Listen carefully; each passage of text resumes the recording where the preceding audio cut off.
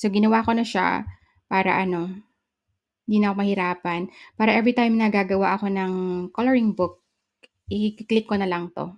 Yung font na gagamitin niyo rin is depende rin siya sa theme or vibe na gusto niyo. Kasi kung pang-adult naman, ang pangit naman kung ganitong font yung gagamitin niyo. Pero sa tutorial na 'to, pambata naman siya. So, ito na lang yung gagamitin ko. So, that's the first part. Ngayon, i-skip ko yung page 2 kasi yung page 2 is yung back neto. Ito yung likod niya. So, pupunta ako sa page 3, ilalagay ko si warning. Make sure lang na i-center natin siya. Pag nag-appear yung dotted lines na naka-cross, ayan, nasa center na siya. Ngayon, ang pinaka-start na talaga ng paglalagay natin ng mga elements is na kay page 5 na siya. Kasi kapag nag-start ka dito, magfo-fall siya sa likod nito, which is pangit. Okay? So, page 5 na tayo maglalagay. So, dinosaur, di ba?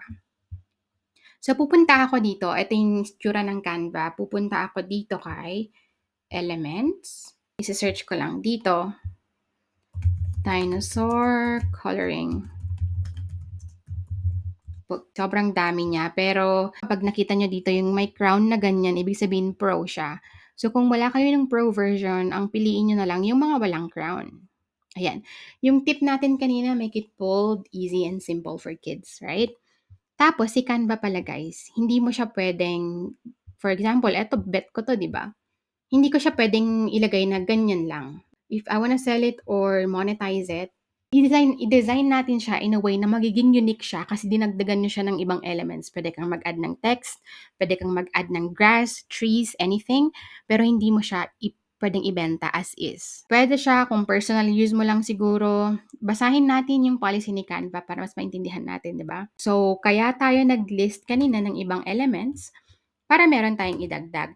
Huwag kayong pipili ng mga sobrang nipis kung kids yung target audience nyo. And even me as an adult, may mga nagawa kasi ako before na coloring books na sobrang ninipis. Mas preferred ko pa rin yung makakapal para hindi lumalagpas yung kulay ko, yung colors ko dun sa lines.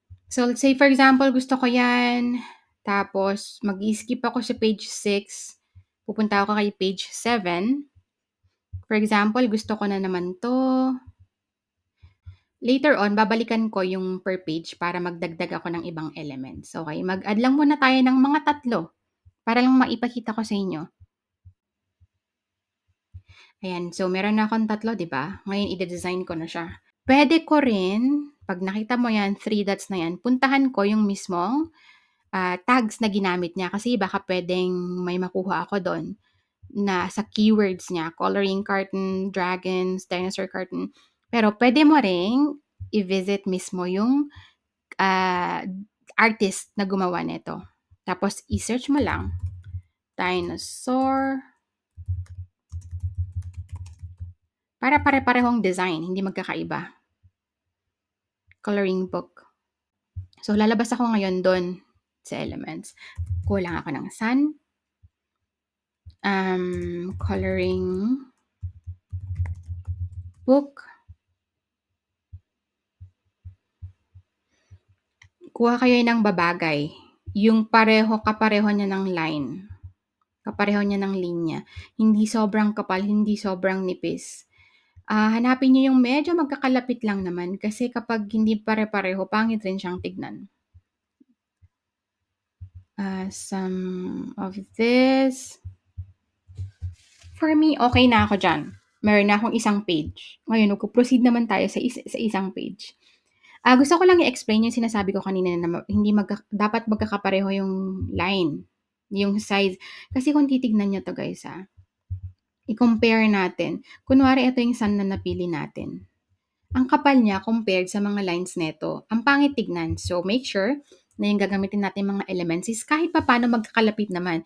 Kung wala talaga kayong choice, wala talaga kayong makita na ibang elements na kapareho na linya, yung at least yung malapit lang naman na thickness ng line. Okay, so mag-proceed tayo sa next page natin. Ngayon, tignan natin. Meron tong grid view dito sa baba. Nakikita niyo ba yan? Tignan natin kung ano itsura. So, dapat, kapag visit nyo to, make sure na merong nag-skip tayo ng isang page. Always yan. Skip.